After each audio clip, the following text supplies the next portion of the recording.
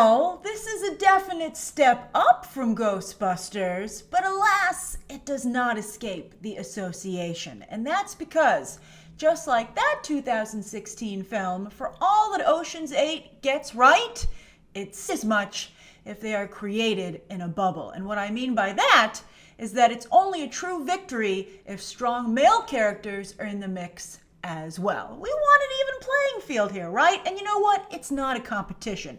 We just want good characters. This movie's actually not that funny. I don't know why. I don't know how that happened. But James Corden and Awkwafina are doing all the heavy lifting here. But I'm getting ahead of myself. But that, all that said, Ocean's 8 has enough strengths going for it that I would say Danny's sister and Danny's dead, but they put enough of a question mark on it, right? They keep being like, she's like, I hope you're dead, Danny, and like, I didn't see the body. Basically, they're like really winking that George Clooney could totally come back. The door is open to him for Ocean's 9 at the beginning. Are such a delight to watch. They are both clever and posh. It's definitely, by the way, the fantasy version of A Life of Crime. In fact, she borrows heavily from Kevin McAllister's M.O. But it was still just some goodwill, considering the rest of the movie, which is desperately needed to get the audience through the long slog of assembling the crew. Not as much fun here for some reason. A horrible knee-jerk reaction that my entire audience did when we were like, oh, the movie's over. Oh, it was fun. It was a light little romp. We got through it. And then they're like, surprise, there's another half hour to go. And we were like, what?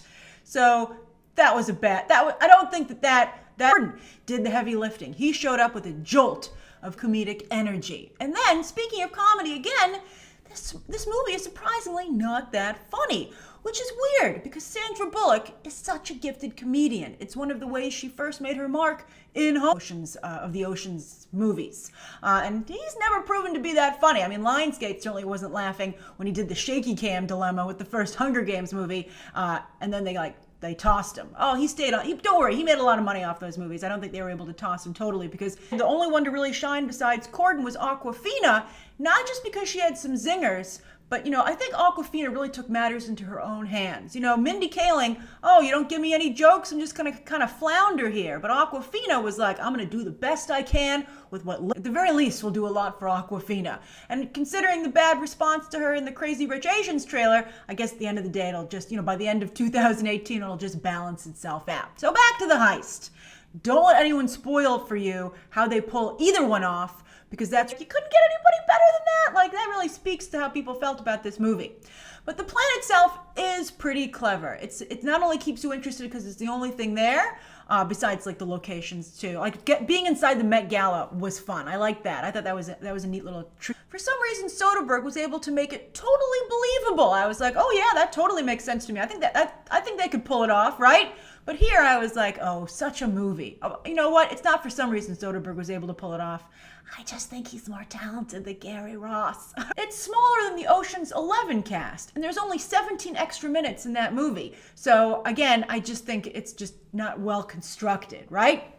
And then also I think the character Bullock, I actually heard a rumor that in one edit or version of this film, they had a romantic past, but that for some reason the studio decided to cut it from the movie. But they didn't cut all of it because the romantic energy, is still there. A lot of energy in this movie. It is fun. From Awkwafina and Corden and Cate Blanchett's wardrobe, right?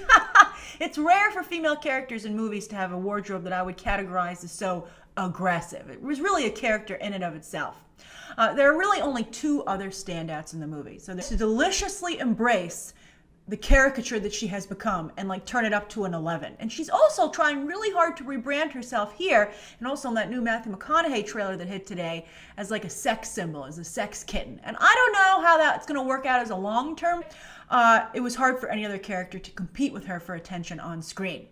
Now, finally, one thing that I really liked about the movie, particularly at the ending, that I found very satisfying, was depicting women wanting money simply for themselves and to achieve their own personal dreams, just like, male thieves often do. And I thought that was great.